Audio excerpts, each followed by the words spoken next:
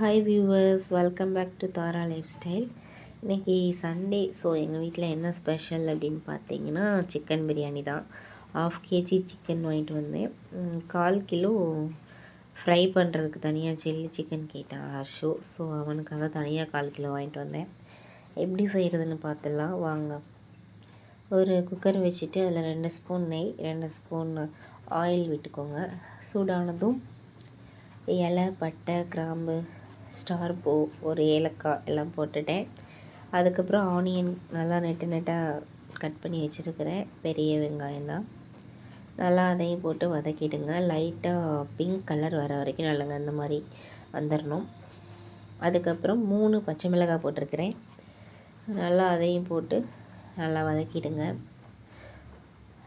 வதங்கினதுக்கப்புறம் இஞ்சி பூண்டு பேஸ்ட் போட்டிருக்கிறேன்.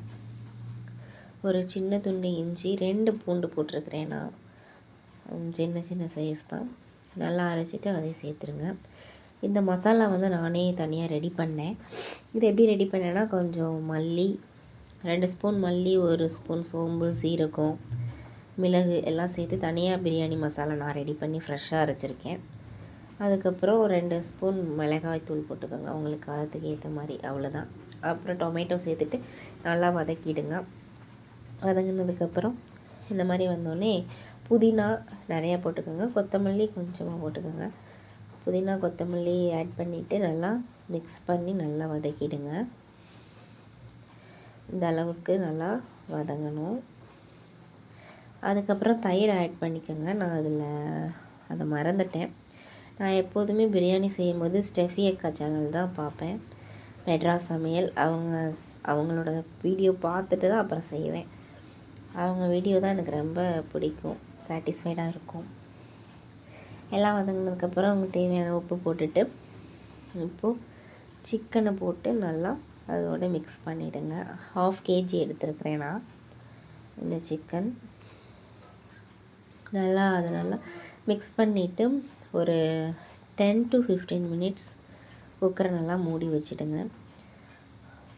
இடையில நம்ம பாஸ்மதி ரைஸ் 1/2 kgக்கு 400 கிராம் நான் எடுத்திருக்கேன்.